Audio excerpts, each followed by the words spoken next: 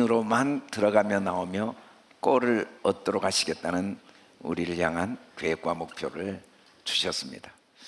하나님께서 우리에게 꼴을 주시기 위해서 구체적으로 어떤 일을 준비하고 계시는가를 오늘 사도행전 말씀을 통해 함께 살펴보고자 합니다. 사도들의 행전이라는 의미가 담긴 사도행전, 예수님께서 십자가에 죽으시고 부활하신 후에 40일 동안 제자들과 함께 하신 다음 승천하신 후 제자들이 예수님의 명령대로 예루살렘에 모여서, 우리가 성지순례 가면 마가의 다락방에 가게 되는데, 그 다락방에 모여 120명이 함께 간절히 열흘 동안 기도할 때 성령께서 하늘로부터 임하시고 강한 바람같이 불같이 임하셔서 12명의 사도들이 생각지도 않았던 각 나라 언어 12가지 언어로 예수 그리스도의 복음을 전합니다. 유대인들은 전 세계에 흩어져 있다가 유월절을 지키기 위해 모여들었는데, 자기가 모르는 말로 복음을 전하는 사도들을 보면서 이 사람들을 술 취해서 술주정한다, 각 나라 말을 하니까 내가 살던 지역 언어는 알아듣겠는데 나머지 말을 못 알아듣고 술주정이라고 이야기를 했습니다. 이때 베드로가 11사도와 함께 무리들 앞에 섰어요. 그리고는 뭐라고 하냐면, 베드로가 대표로 하나님께서 우리에게 알게 하신 것을 너희에게 들려주겠다, 그러니까 귀를 기울이고 들어라 라고 이야기를 쭉 합니다. 예수 그리스도의 복음을 쭉 전하면서 결론을 이야기하죠. 그런즉 이스라엘 온 집은 확실히 알지니. 베드로도 확실히는 몰랐어요. 정확히 몰랐어요. 그런데 성령님이 오순절 다락방에 불과 같이 바람같이 임하고 난 다음에 확실하게 알았죠. 너희가 십자가에 못 박은 이 예수를, 내가 십자가에 못 박은 예수님, 내가 예수님을 십자가에 못 박았구나. 아니, 예수님이 나를 위해 십자가에 못 박혀 주셨구나. 그리고 내가 십자가에 못 박은 예수님이 우리의 주님이 되시고 그리스도가 되어 주셨구나 라는 사실을 확실히 알았으니까 너희도 이 사실을 확실히 알아야 된다 라고 이야기를 합니다. 그러자 사람들이 이 말씀을 듣고 마음에 찔림을 받았어요. 여러분, 인생에 많은 소중한 것이 있지만 살면서 마음 깊은 곳에 찔림을 받는 은혜보다 큰 은혜가 없습니다. 성령님이 강력하게 임하시고 성령의 불이 임하고 성령의 바람이, 강한 바람이 임하고 성령의 말씀이 선포될 때 우리가 경험하는 최고의 축복은 마음에 찔림을 받는 거예요. 내 마음 깊은 곳이 찔리는 거죠. 마음의 감각이 살아난 겁니다. 영혼이 깨어난 거예요. 잠자는 자가 깨어난 거고 죽은 자가 살아나는 겁니다. 사실은 예배의 시간은 마음에 찔림이 임하는 시간이고, 하나님의 성령께서 우리를 사랑하시고 우리를 축복하시는 방법은 설교라는 도구를 통해 내 마음을 찔러주시는 거죠. 마음이 찔렸는지 안 찔렸는지 어떻게 하는가? 내 마음 속에서 들려오는 고백을 통해 합니다. 우리가 어찌할꼬, 그게 내 마음 속에서 들려지는 고백. 어찌할꼬라는 고백은 내가 모르겠다는 고백이에요. 여러분, 인생의 최고의 불행은 죄입니다. 죄는 모르는 거예요. 몰라요, 안다고 하지만 내가 나를 제일 잘한다고 하는데 내가 나를 모르고 있어요. 내가 내 자녀를 잘한다고 하는데 내 자녀를 모릅니다. 내 남편, 내 아내를 내가 알아. 그런데 모르는 거예요. 이 죄 때문에 누가 이야기해도 안 듣습니다. 안 받아들여요. 받아들이지 못하는 마음에 분노가 있고 미움이 있고 원망이 있고 불평이 있고 고통이 따르는 거죠. 받아들이지 못하는 마음 속에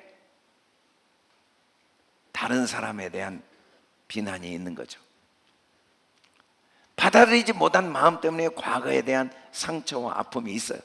받아들이면 내가 잘 모르는 거야. 내가 억울하다고 생각했지만 내가 잘 모르고 있었어. 내가 상처를 받았다고 생각했지만 내가 잘 몰랐어. 나만 불행하다고 생각했지만 내가 잘 몰랐어. 내 앞날이 막막하다고 생각하고 있지만 그건 내가 잘 모르는 거야. 어떻게 해야지? 내가 잘 모르겠는데. 정말 내가 잘 몰라. 이보다 큰 복이 없어요. 그러면 하나님께서 반드시 죄사함 알게 해주십니다. 알게.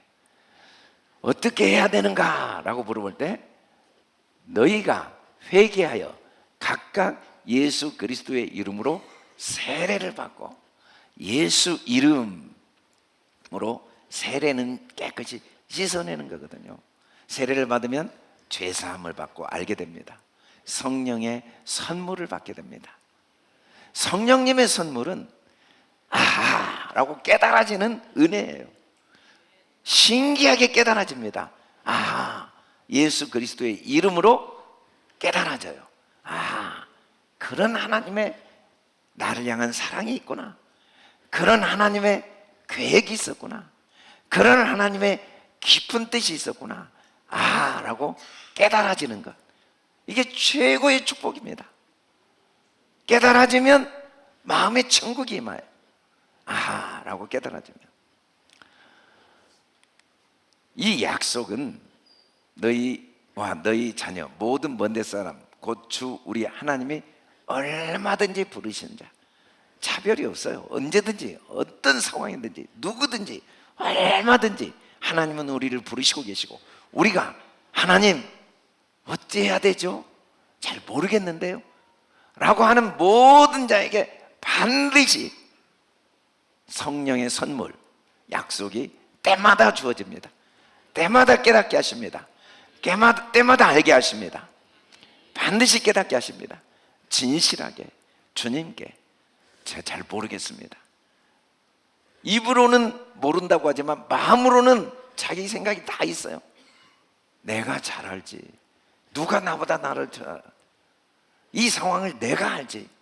누가 나보다 더 잘 알아. 내 남편 내가 잘 알지. 당신은 모르는 소리 하지 마. 내가 당신을 제일 잘 알아.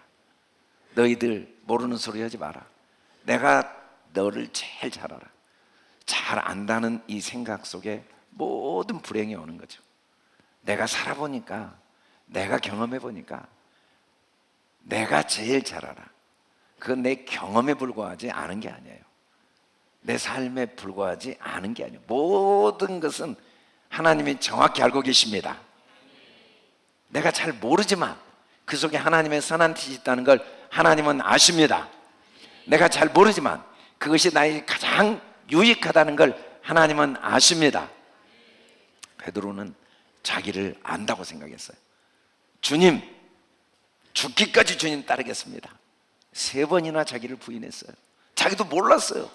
자기가 예수님을 3번이나 저주하고 부인할지 꿈에도 몰랐어요. 그리고 난 다음에 부활하신 예수님이 내가 나를 사랑하느냐 라고 부를 때, 물론 내가 주님을 사랑하는데 나도 잘 모릅니다. 주께서 아십니다. 3번 다 주께서 아십니다. 주께서 아십니다. 내가 주를 사랑하는 정도는 주님만이 정확히 아십니다. 내 사랑의 깊이와 넓이와 높이 나도 잘 모릅니다. 주님이 다 아십니다 라고 고백할 때 주님이 이제 내 양을 먹이라. 하나님께서 우리에게 이때 주시는 은혜가 뭐냐면 구원입니다. 구원은 패역한 세대, 이 세상은 패역이에요. 패역이라는 말은 구부러지고 또 굽어지고 이중적으로 겹쳐진 상태를 패역이라고 그래요. 패역에서 구원받는다. 패역에서. 구원은 정확하게 보는 거예요. 흐리게 보이잖아요. 이중으로 보이잖아요. 하나로 정확히 보여요. 빛과 어둠 속에 동일하게 하나가 있어요. 하나님의 선한 뜻. 삶과 죽음 속에 동일하게 하나님의 선한 뜻이 있습니다. 나를 향한 사랑이 있습니다. 그것을 깨닫는 게 구원이에요. 내 삶의 모든 과정은 다양한 경험을 했지만 그 속에 분명한 하나님의 유일하고 완벽하고 절대적인 사랑과 나를 향한 계획과 섭리가 담겨 있습니다. 그게 깨달아지는 게 구원이죠. 그날 구원받는 신도수가 3천이 더해졌어요. 물론 물리적으로 수많은 사람이 예수님을 믿었다는 이야기도 되지만 이때 3천은 구원의 속성을 의미해요. 3천, 그 마음과 생각과 감정 모두가 하나같이 깨달아져서 하나님의 은혜, 하나님의 사랑, 하나님 나라가 가득 채워진 상태입니다. 하나님은 우리를 예수 그리스도의 문으로만 들어가며 나오며 꼴을 얻어서 구원 얻는 수가 3천이 더해진 것처럼 우리 속사람이 그 어디나 천국을 경험하고 천국을 나누어 주도록 우리를 돕기를 원하십니다. 구체적으로 어떻게 계속해서 우리가 주님의 문으로만 들어가며 나오며 꼴을 얻어서 3천의 복, 이 그 어디나 천국의 복을 누릴 수 있습니까? 같이 한번 읽어보겠습니다. 시작. 그들이 사도의 가르침을 받아 서로 교제하고 떡을 떼며 오로지 기도하기를 힘쓰니라. 하나님 아버지께서 우리에게 주신 은혜, 아버지의 은혜가 우리 안에 계속해서 풍성하게 되도록 주님이 우리를 계속 가르치십니다. 이때 우리가 해야 될 일이, 또 우리에게 하게 하신 일이 오로지 힘쓰게 해요. 오로지 기도를 힘쓰니라라고 했지만 원어를 보면 오로지 힘써요. 뭘? 세 가지. 첫째, 서로 교제하는 걸 오로지 힘씁니다. 두 번째는 서로 떡을 떼는 걸 오로지 힘씁니다. 세 번째는 서로 기도하는 걸 오로지 힘씁니다. 이 교제하는 걸 오로지 힘쓰고, 떡을 떼는 걸 오로지 힘쓰고, 기도하는 걸 오로지 힘쓰는 것. 오로지라는 말이 완전히 전적으로 마음을 다해. 여러분, 살면서 사람이 힘이 없으면 아무것도 못해요. 힘을 써야 되는데 힘이 없는데 어떻게 힘을 써요? 힘이 있어야 힘을 쓰죠. 그래서 우리는 끝없이 힘을 공급받아야 돼요. 힘쓰기 위해서는. 주님이 오로지 힘쓰라고 하실 때 이 말은 우리에게 힘을 쓸 수 있는 능력을 공급해 주시겠다는 약속이죠. 첫 번째는 육체의 힘을 공급해 주십니다. 끝없이 하늘에 햇빛을 내려주시고 비를 내려주시고 땅에서 온갖 채소와 과일들이 자라게 하시고 온갖 동식물들이 번성하게 하시면서 계속해서 육체의 힘을 공급할 양식을 날마다 공급해 주세요. 제가 어릴 때는 회갑잔치가 정말 큰 잔치인 이유가 60을 넘은 사람이 별로 없었어요. 저희 할아버지 할머니 60 됐을 때 모습이 저도 생생하게 기억이 나요. 허리가 완전히, 우리 할머니는 90도로 굽어서 다니셨거든요. 그래서 제가 할머니 허리 반드시 다녀요 하면 항상 웃으시면서 또 허리를 굽으시고 다니셨어요. 지팡이냐고. 왜 허리를 굽히고 다니냐고 그러면 항상 웃기만 하셨어요. 못 먹어서 그랬어요. 못 먹어서. 지금은요, 우리나라가 뭐 7, 80이 기본이고 90, 100살까지 사는 사람들이 많아요. 잘 먹으니까. 그렇다고 안 먹을 수는 없어요. 옛날 분들은 음식의 영양분이 문제고 또 오염된 음식이 많았죠. 지금도요, 인도나 방글라데시 가면요, 몇 살이냐고 한 80 돼 보이는데 뭐 40, 50 그래요. 먹은 게 부실하니까. 일단 물부터 오염돼 있거든요. 그렇다고 안 먹을 수는 없습니다. 절대. 먹긴 먹어야 되는데 문제는 이 음식이 불량 음식이에요. 불량 음식을 먹으면 생명력을 유지하긴 유지하되 풍성하지가 않아요. 병이 들고, 그렇다고 힘이 없는 건 아니지만 힘이 굉장히 약하고 힘을 제대로 쓰질 못해요. 그러나 잘 먹으면, 요즘 아이들은요 키가 뭐 80, 90 기본이고요, 6, 70에도 다시 다 리타이어, 타이어 다 시키고 완전히 새로운 인생을 사는 사람들이 대부분이에요. 은퇴가 아니에요. 은퇴가 진짜 리타이어, 완전히 제2의 인생을 다 살고, 이거 음식 때문이죠. 그러나 아무리 음식을 잘 먹어도 삶에는 힘이 있어야 되는데 육체의 힘으로만 삶의 질을 유지할 수는 없습니다. 마음의 힘이 있어야 돼요. 하나님은 우리에게 육체의 양식을 공급하시는 정도가 아니라 마음의 힘을 공급하시죠. 마음의 영양분을 공급하세요. 그 방법이 바로 교제입니다.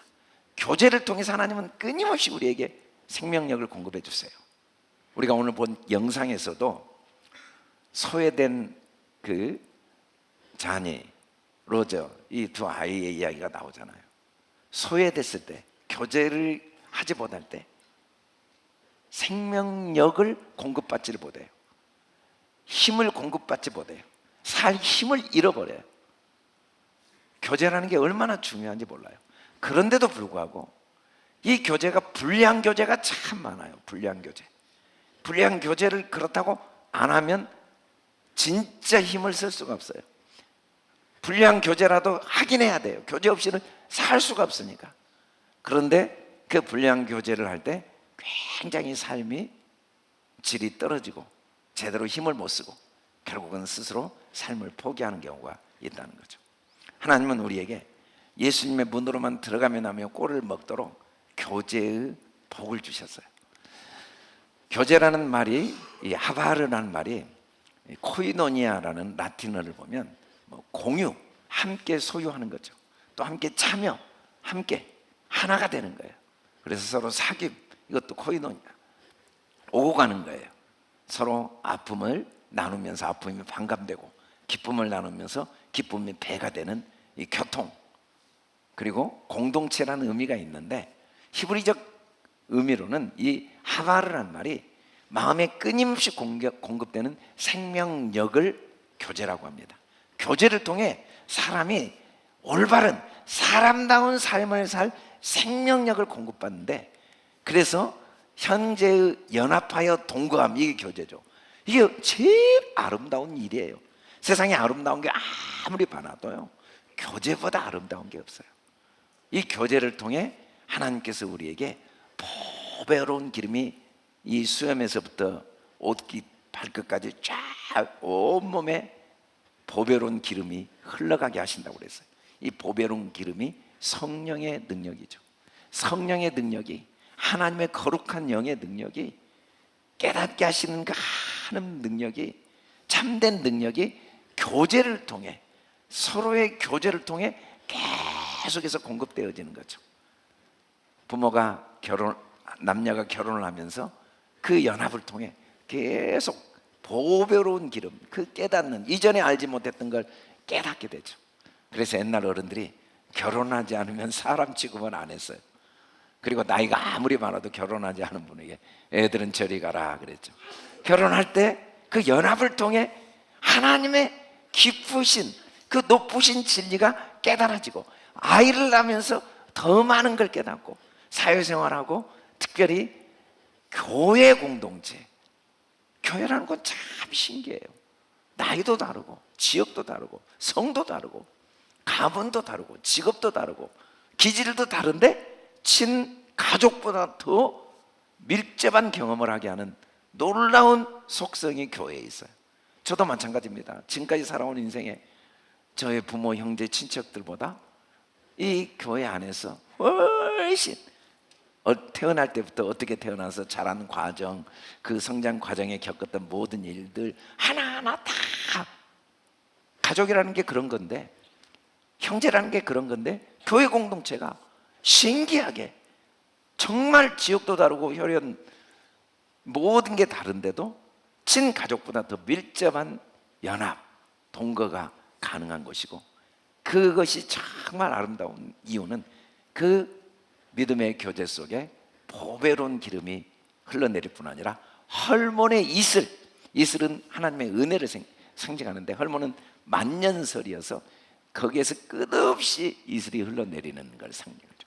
헐몬의 이슬이 시온 산들에 내림 같도다. 거기 여호와께서 복을 명령하셨나니 곧 영생이로다. 여러분, 참된 생명은요, 은혜를 깨닫는 생명이 참된 생명. 그 속에는 어떤 어려움도 이겨낼 생명력, 그 활동력, 실천력, 힘이 끝없이 공급됩니다. 실현력, 하나님은 우리를 이 땅에 하나님이 우리를 위해 예비하신 삶을 누리고 하나님의 뜻이 실현되는, 우리는 내 속에 하나님이 주신 꿈을 실현하고자 하는 이 열망이 끝나질 않아요.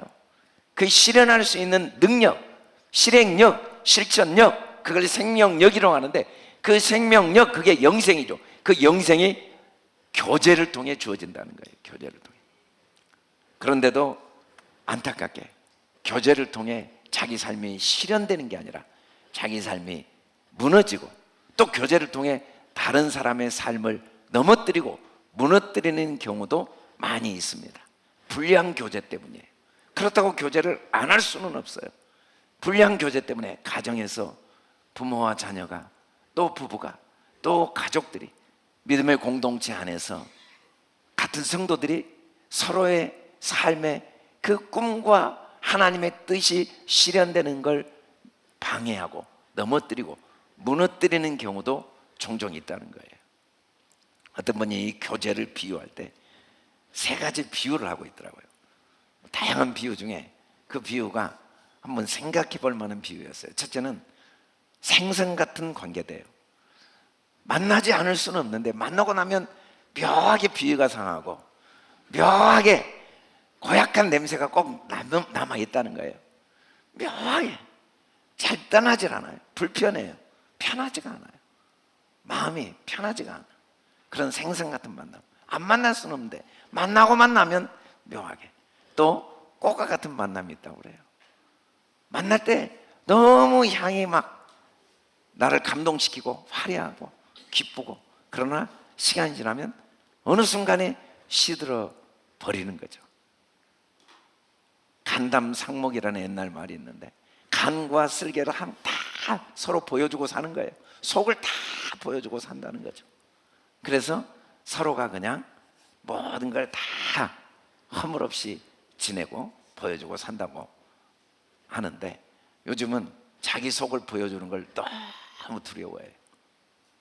왜냐하면 조그만 이해관계가 틀리면 한순간에 그냥 간도 보여줬더니 팔아먹어버리고 쓸개도 갖다가 팔아먹어버리는 그런 세상이어서 냉정하게 돌아서고, 한순간에 그냥 그 꽃처럼 화려했던 그 좋은 관계가 한순간에 원수가 되고 한순간에 적이 되는 경험을 하는 그런 관계도 있다고 합니다. 또 하나의 관계는 손수건과 같은 관계라고 그래요.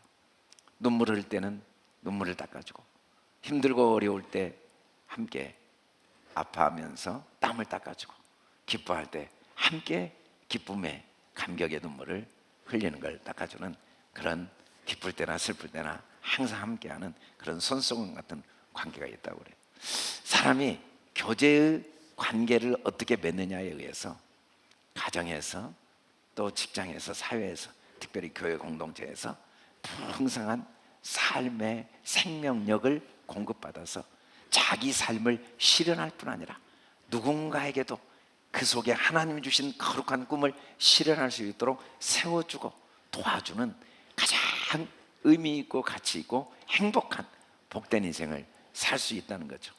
그게 바로 교제의 축복입니다. 그런 생명력, 실천력 있는, 실현할 수 있는 능력을 공급해주는 교제는 반드시 사도의 가르침을 받는 교제여야 돼요. 사도의 가르침을 받는, 가르침이 없는 교제를 하면 안 됩니다. 성령께서 이 말씀을 통해 가르치는 말씀 교제예요. 성경이 가르치는 교제, 사도의 가르침이라는 건 성경이 가르치는 교제인데, 첫째, 그 교제의 특징이 뭔가 같이 한번 읽어봅시다. 고린도전서 1장 8절 시작. 주께서 너희를 우리 주 예수 그리스도의 날에 책망할 것이 없는 자로 끝까지 견고하게 하시리라. 계속 시작. 너희를 불러 그의 아들 예수 그리스도 우리 주와 더불어 교제하게 하시는 하나님은 미쁘시도다. 예수 그리스도 우리 주와 더불어 하는 교제, 예수 그리스도 우리 주와 더불어하는 교제, 이게 사도의 가르침이 있는 교제입니다. 고린도 교회가 바울이 눈물로 개척한 곳이에요. 가장 우상 숭배가 만연했고 복음이 증거되어지고 전파되어지기 가장 어려운 그곳을 바울이 눈물로 개척을 했어요. 1년 6개월 동안 하나하나 생명 걸고 말씀을 가르쳐서. 그런데 그 교회가 바울이 떠난 다음에 너무 많은 문제가 생긴 거예요. 물질 문제, 또 음행 문제, 분파 문제, 은사 문제, 교회가 그냥 갈등과 다툼 문제로 이방인들의 비방거리가 되고, 그 고린도 교회를 생각하며 편지를 쓰는데 바울은 그 많은 문제 속에 있는 고린도 교인들을 끝까지 견고하게 책망할 것이 없는 자로 세우실 주님을 바라봤어요. 어떻게 주님이 그렇게 세우시냐면 예수 그리스도 우리 주와 더불어 교제하게 하시는 하나님의 미쁘심 때문에. 하나님은 지금도 우리와 교제하십니다. 하나님의 특징은 교제하시는 하나님이에요. 사건은 우리와 교제하시는 하나님의 도구입니다. 아무리 많은 사건, 많은 상황이 하나님이 우리와 교제하시는 소중한 선물이라 할지라도 최고의 교제의 통로는 사람입니다. 사람을 통해 주님은 우리와 교제하십니다. 우리는 예수 그리스도와 어떻게 교제하는가? 사람을 통해 예수 그리스도께서 우리와 교제하고 계시다는 사실을 깨달으면 예수 그리스도와 교제를 하게 되죠. 하나님과 우리가 어떻게 교제가 가능합니까? 예수 그리스도와 교제. 하나님과 교제를 하면 하나님의 생명력이 끊임없이 공급되는데, 모든 사람은 자기가 몰라서 그러지, 자기가 깨닫지 못해서 그러지, 하나님과 원수관계입니다. 하나님을 대적하고 있습니다. 자기만 지금 모르고 있는 거예요. 하나님의 뺨을 때리고 침을 뱉고 하나님께 채찍질을 하고 하나님의 손을 날마다 못 받고 내 손으로 할 테니까 가만히 계세요. 하나님의 발을 날마다 못 받고 내 발로 살 테니까 가만히 계세요. 날마다 주님을 핍박하고 조롱하고 멸시하고, 내가 더 똑똑하니까 가만히 계세요. 내가 시킨 대로 하세요. 내가 다 판단해요. 내가 다 결정하고 내가 다 정확해요. 내가 다 알아요 하고 날마다 주님을 조롱하고 주님을 대적하고 주님을 십자가에 못 박고 있음에도 불구하고 주님은 절대로 우리를 정죄하지 않으시고 절대로 우리를 심판하지 않으시고 오히려 우리를 위해 십자가에 못 박히심으로 우리 죄를 다 그 몸으로 담당하시고 하나님과 화평하게 하셔서 언제든지 담대히 아버지 하나님께 나가 교제할 수 있는 특권을 주셨습니다. 그래서 우리는 오직 예수 그리스도를 통하여 하나님과 올바른 교제가 가능해요. 예수 그리스도를 통해서 사람과도 올바른 교제가 가능합니다. 내 삶의 주인을 예수님으로 모시는 사람들이 시간이 갈수록 하나님과 교제가 올바른 교제, 참된 교제가 깊어지고, 예수 그리스도를 내 마음의 주인으로 모신 사람들이 부부가 올바른 교제, 부모와 자녀가 올바른 교제, 성도들이 모여서 또 세상에 나가서 모든 사람과 올바른 교제, 건강한 교제가 가능하고, 그때 교제를 통해 끝없이 배움과 깨달음과 생명력이 공급되면서 하나님이 우리에게 주신 꿈을 실현할 수 있는 실천력, 능력. 우리가 꿈을 실현하려면 몸이 건강해야 돼요. 음식을 잘 먹어야 되지만 아무리 몸이 건강해도 마음이 건강하지 못하면 실현할 수가 없고 그 또 다른 사람의 삶을 실현시켜 줄 수가 없죠. 오늘 우리가 본 영상에서 제이크는 회개합니다.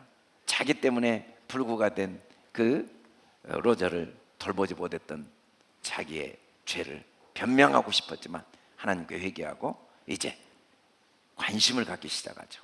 예수님 중심으로. 그럴 때 이 제니를 도와서 그 위기를 극복하게 돕는 영상을 우리가 보았어요. 마찬가지입니다. 항상 예수님이라면 어떻게 생각하실까? 아내에게 말할 때, 남편에게 말할 때 예수님이라면, 아직 부족하지만 계속 물으면 조금씩 한순간은 아니지만 어린아이가 그리스도의 장성한 분량까지 자라도록 시간이 지나면서 점점 예수님이라면 이렇게 말씀하시는구나, 예수님이라면 이렇게 생각하시는구나, 예수님이라면 이렇게 행동하시는구나, 예수님과 끊임없이 교제를 하면서 우리는 참된 교제의 복을 누리고 그 교제를 통해 주신 하나님의 생명력을 공급받고 어느 날 보면 내 삶이 실현되어 있고 또 다른 사람들의 삶을 그 고난과 위기를 극복하고 실현할 수 있도록 돕는 복된 인생을 살 수가 있는 줄 믿습니다. 요한일서 1장 3절에 보면 우리가 보고 들은 바를 너희에게 전하면 너희가 우리와 사귐 있게 하려 함이니 우리의 사귐은 아버지와 그의 아들 예수 그리스도와 더불어 누림이라. 누림. 이 누림이라는 말이 바로 인격적인 체험, 실제적인 체험, 개인적인 축복을 꼭 누리게 하는 거죠. 제가 어릴 때 지금 생각하면 이 중학교 때 고등학교 시험 보고 그 시험이 얼마나 중요한 일인지 목숨을 걸고 공부를 하죠. 그래서 막 좋은 고등학교에 들어가기 위해서 그때는 고등학교 시험이 지금 대학 시험보다 더 중요했던 때인 것 같아요. 근데 제가 다닐 때 지금 생각하면 학원이라는 게 없었거든요. 학원을 본 적이 없어요. 그냥 학교 가서 선생님 수업 듣고. 그런데 그 중에 몇몇 아이들은 꼭 개인 과외를 받았어요. 그때도 개인 과외. 그 개인 과외를 받은 아이들이 학교의 모든 이 중요한 자리를 결국 다 차지해요. 왜냐하면 처음에는 같이 출발해도 개인 과외를 받은 아이들이 나중에 성적이 계속 올라가거든요. 저도 개인 과외를 받지는 않았는데 개인 과외를 받은 사람의 친구의 노트를 한번 빌려보고 깜짝 놀랐어요. 1년 동안 제가 공부해도 알지 못했던 걸 하루에 다 알겠더라고요. 개인 과외 딱 그 일목요연하게 문법에 대해서 뭐 공식에 대해서 딱 써놓은 걸 보니까 한눈에 다 들어오고 야 이거구나 하고 그냥 이래서 과외를 받는구나 하고 깨달아졌던 경험이 있어요. 교회 공동체가 예배 때 아무리 설교를 듣고 은혜를 받는다고 여러분들이 생명력, 삶을 실현하는 실천력을 공급받고 또 다른 사람에게 생명력을 공급해주는 교제를 하기가 어렵습니다. 원치 않지만 불량 교제를 자꾸 하게 돼요. 나는 의도하지 않았는데 자꾸 서로에게 상처를 주고 아픔을 주고 서로를 낙심케 하는 교제를 나도 모르게 하게 되죠. 아무리 설교를 잘 들어도. 왜냐하면 이 설교를 통해서는 각자 인격적인 누림이 한계가 있어요. 말씀이 나의 삶의 수준이 다 다르고 상황이 다 다르기 때문에 그 말씀이 내게 적용이 돼서 내가 주님과 올바른 교제를 하고 올바른 주님과 사귐을 하고 그래서 올바른 회개, 정말 마음에 찔림을 얻고 정말 내가 아니구나, 나도 몰랐는데 진짜 내 문제구나, 꿈에도 몰랐네, 내 문제라는 걸.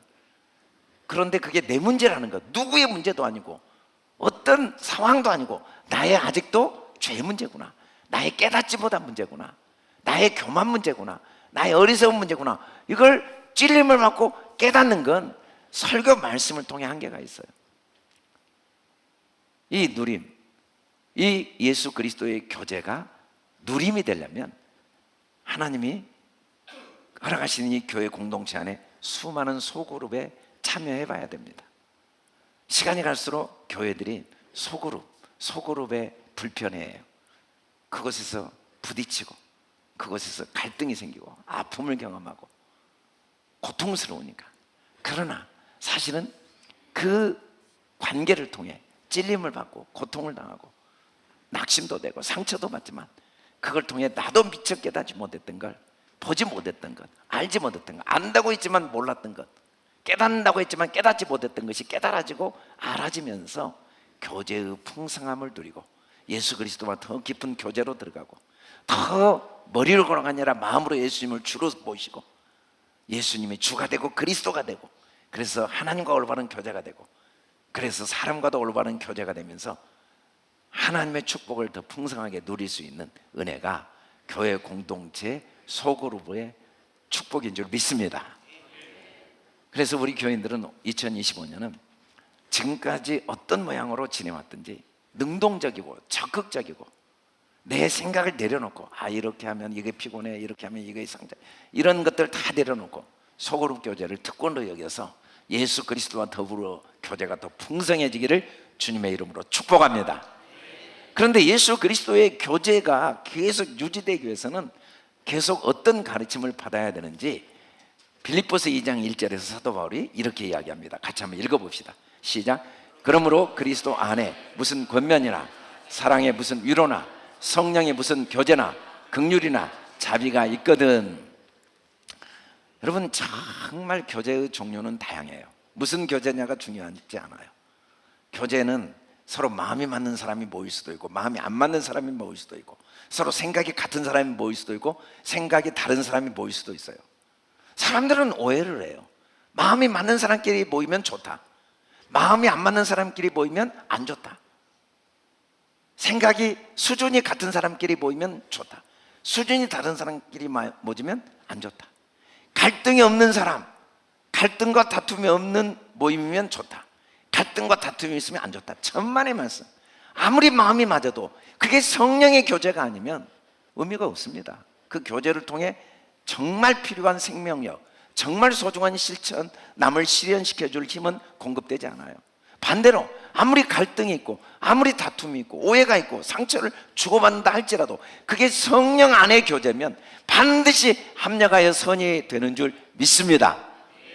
그래서 정말 우리가 가르침을 받아야 될 것은 성령의 교제입니다. 성령 안에서 교제입니다. 성령님은 하나님의 영이세요. 성령님은 예수 그리스도의 영이십니다. 성령의 교제의 특징은 뭐냐면 각각 자기 일을 돌보고 다른 사람의 일을 돌보게 하는 특징이 있어요. 성령님은 나를 견고하게 세워줘요. 절대로 외부 환경과 상황에 흔들리지 않도록 성령의 교통하심, 성령의 인도하심, 성령의 말씀하심. 사람들은요, 한 해를 시작하면 토정 비결도 보고 점도 보고 뭐 또 여러 가지 운세도 살피고 뭐 또 상황도 살피고 뭐 세상 정세도 살피고 이런 일은 많이 살피는데 정말 중요한 성령님의 너무 둔감해요. 아무리 운세를 살피고 세상을 살펴도요, 그게 우리의 삶을 올바른 실현을 할 힘을 주지 못합니다. 성령님에게 예민할 때, 성령님과 교제할 때 반드시 성령님은 우리를 깨닫는 영, 지혜의 영, 계시의 영, 총명의 영, 능력의 영 끊임없이 공급해 주셔서 하나님의 꿈을 실현할 힘을 공급해 주시고 우리를 더 견고하게 세워주시고 또 다른 사람을 세울 힘을 주십니다. 그래서 제일 중요한 건 성령의 교제인데, 성령님의 교제의 특징은 뭐냐면 하나로 계속 깨닫게 하시는 거예요. 너와 내가 하나예요. 이익과 손해가 하나입니다. 빛과 어둠이 하나예요. 그 속에 다 하나도 빠짐없이 고난도 유익이고 유익도 유익이고 실패도 유익이고 성공도 유익이고 죄도 은혜고 은혜도 은혜고 다 하나예요. 그 속에 다 역할이 있어요. 우리가 고난을 원하거나 고난을 추구할 필요는 없습니다. 그런데도 고난이 올 때는 그 고난에 반드시 유익이 있어요. 고난을 우리가 환영하고 추구한다는 게 아니라 고난을 통하여 꼭 하셔야 될 일이 있어서 고난이 있게 하셨기 때문에 그 고난마저도 똑같이 하나밖에 없습니다. 이 세상에는 하나밖에 없어요. 하나님의 선하신 뜻, 나를 향한 하나님의 기뻐하신 뜻, 나에게 유익을 주고자 하시는 하나님의 계획, 반드시 합력하여 선이 되어 나를 유익하게 만들고자 하는 하나님의 계획 외에는 하나도 다른 게 없습니다. 항상 하나로 보는 게 성령님이십니다. 성령님은 그래서 우리 마음이 편하게 하세요. 과거도 하나예요. 다 완벽했고 그 속에 나를 향한 하나님의 선한 뜻이 있습니다. 앞으로 어떤 일이 일어날지 우리는 아무것도 염려하지 않고 편하게 앞날을 맞이할 이유가 어떤 길을 걸어가도 그 속에 반드시 하나밖에 없습니다. 그래서 항상 우리가 성령 안에서 교제한다는 건 항상 하나로 보는 거예요. 마음을 편하게 생각하고. 우리가 살면서 그렇게 사랑하는 사람들이 미워지고 화가 나고 그래서 마음이 슬프고 고통스럽고 이제는 어느 수준에 도달하냐면 괜찮아, 네가 불행해진다면 나 그냥 그 길 가겠어. 괜찮아. 네가 상처받는다면 내 마음의 상처 나 그냥 감당하고 상처 받고 말 거야. 너만 상처받는다면 괜찮아. 네가 손해본다면 나 그냥 손해보고 말겠어. 그게 뭐 중요해? 네 손해보는 게 나는 더 중요해. 나도 손해 아무리 많이 봐도 이렇게 하면 이 선택, 이 방법, 이 말, 이 행동이 나를 얼마나 아프게 하고 얼마나 내게 손해가 되고 얼마나 어리석은지 나도 알지만 나 그걸 선택할 거야. 왜? 네가 고통스러우면 돼 라는 수준까지 가버려요. 그게 우리가 이 성령 밖에서 서로 마음이 맞은 삶의 결과예요. 성령 밖에 있으면 그렇게 마음이 맞았다가 한번 틀어지면 그 다음에 더 원수가 되어서 너만 아프면 나 아파도 괜찮다는 거예요. 너만 손해보면 나 손해봐도 괜찮다는 거예요. 그러나 성령 안에 있으면요, 어떤 어려움이 있어도 너만 좋으면 나는 참을 수 있어. 하나님은 성령의 마음이거든요. 하나님, 우리가 뺨을 때리면 너만 좋으면 내가 뺨 맞을게. 우리가 침을 뱉어도 너만 좋으면 그게 너에게 유익이 된다면 나 침 받을 거야. 너에게 유익이 된다면 나는 손과 발에 다 못 박힐 거야. 하나님은 성령의 충만하신 분이고 예수 그리스도는 오직 성령의 인도하심을 받으신 분이죠. 성령 안에서 항상 우리와 교제하시죠. 성령 안에서. 그래서 성령 안에서 하나님은 항상 마음에 사랑이 넘쳐요. 눈물을 흘리시면서도 그 마음에 우리를 향한 사랑이 떠나지 않고 기쁨이 넘쳐요. 내가 겪는 고난, 내가 겪는 이 아픔 때문에 너의 죄가 깨달아지고 네가 이걸 통해 회개하고 돌이킬 생각하고 마음에 희락, 기쁨이 있어요. 그리고 마음에 평안이 있어요. 어떤 부모가 자녀를 분노하고 미워하고 화를 내면서도 진짜 마음에 자녀를 미워할 수 있겠어요? 자녀에 대한 포기할 수 없는 사랑 때문에 화를 내고 분노하는 거죠.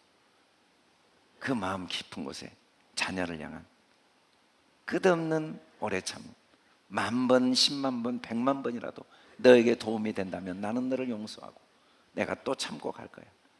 10,000번, 1,000,000번이라도 너에게 분노하고 화를 낼 거야. 너에게 도움만 된다면, 너의 삶에 실현이 된다면.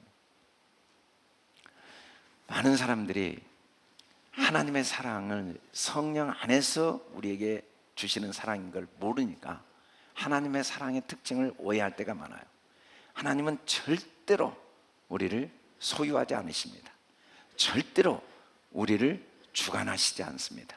절대로 우리를 지배하지 않으십니다. 하나님은 우리를 섬기십니다. 왜냐하면 하나님은 성령 안에서만 우리를 교제하세요. 우리의 꿈과 우리의 삶이 실현되도록 돕는 일 외에는 다른 의도가 없어요. 신기합니다. 그래서 하나님이 항상 행복하세요. 우리는 내 남편을 진짜 사랑해요. 내 아내를 진짜 사랑합니다. 내가 내 자식을 누구보다 사랑해요.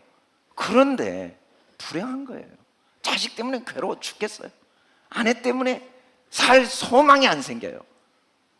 아니, 세상에서 돈도 잃어보고 사람들에게 무시도 받아보고 고난도 당해도 견뎠는데 아내한테 무시당하니까 살 힘이 안 생기는 거예요. 세상에서 사람들이 아무도 알아주지 않고 어떤 어려움도 이겼는데 남편에게 무시당하니까 도저히 살 희망이 안 생기는 거예요. 그런데 알고 보면 남편이 무시한 적이 없습니다. 남편도 사랑해요. 아내도 무시한 적 없어요. 부모도 무시한 적 없어요. 자녀도 무시한 적 없습니다. 사랑해요. 그런데 사랑의 방법이 미숙한 거죠. 불량사랑이에요. 불량사랑, 불량양식처럼. 왜냐하면 성령 안에서 교제를 배우지 못해서. 그래서 사랑을 소유로 착각해요. 사랑은요, 소유가 아니고 지배가 아니고 주장이 아닙니다. 사랑은 상대방을 꿈을 실현하도록 도와주는 거예요. 우리가 모든 불행은 내 뜻을 실현하고자 당신 내 뜻대로 따라오란 말이야. 너 내 뜻대로 좀 움직여. 너 내 뜻대로 교회 좀 가고 내 뜻대로 잘하고 내 꿈을 좀 실현해 주란 말이야. 내 생각을 실현해 주어. 그리고 그걸 사랑이라고 끝까지 주장합니다. 그건 사랑이 아니에요. 상대방의 꿈을 실현하기 위해서 기도하고 오래 참고 성령 안에서, 성령 안에서 주님이 끝까지 나를 오래 참으신 것처럼 우리가 그렇게 성령님을 마음에 주로 보시면 우리도 우리 안에 성령의 열매가 맺힙니다. 그래서 우리도 사랑의 마음, 기쁨의 마음, 평안의 마음 참을 수가 있어요.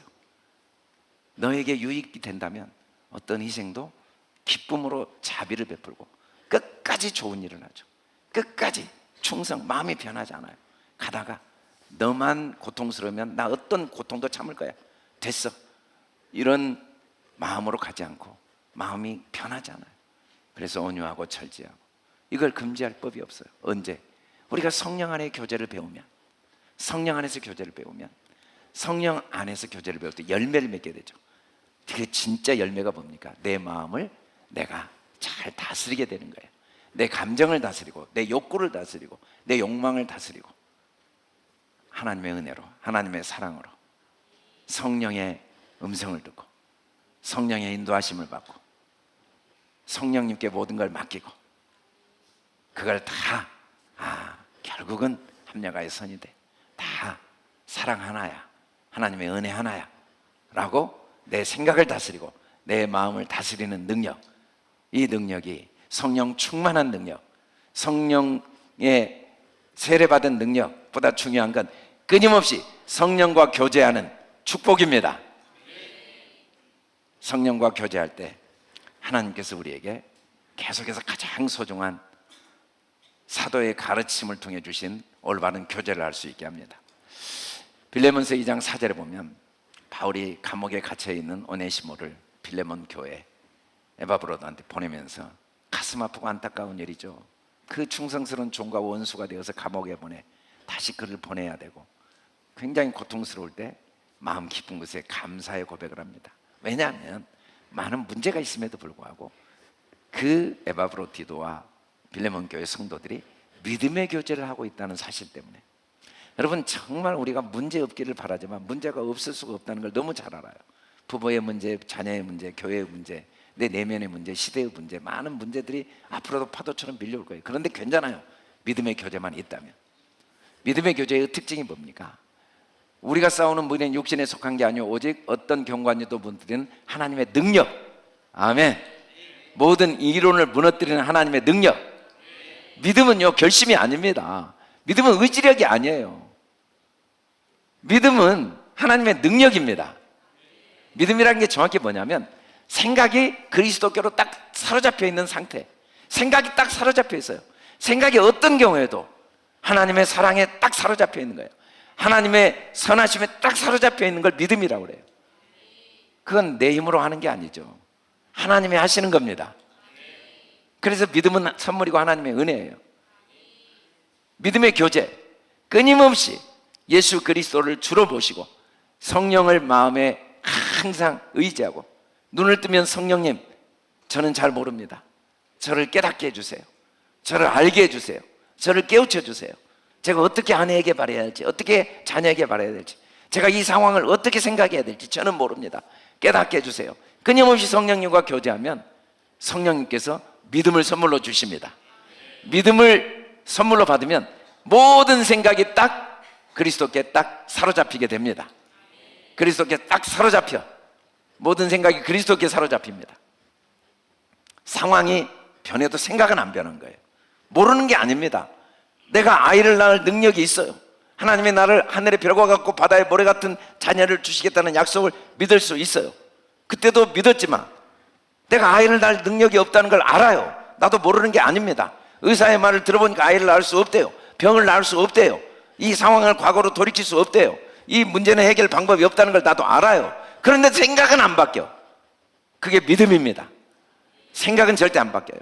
상황은 변했지만, 상황이 좋다고 하나님 나와 함께 하시네, 하나님 나를 도우시네, 나는 반드시 잘 될 거야. 상황이 나쁘다고 생각이 하루아침에 바뀌는 건 믿음이 아니에요. 믿음은 상황이 아무리 바뀌어도 생각은 변하지 않습니다. 하나님은 우리가 믿음의 교제를 하기를 원하세요. 몸으로 교제하기를 원하지 않습니다. 마음의 중심, 생각이 변하지 않는 하나님의 사람이 되도록 우리를 돕는 하나님의 계획과 뜻이 있습니다. 철이 철을 날카롭게 하죠. 다른 걸로 날카롭게 못해요. 친구가 얼굴을 빛나게 합니다. 사실은 원수가 어디에 있습니까? 친구가 원수예요.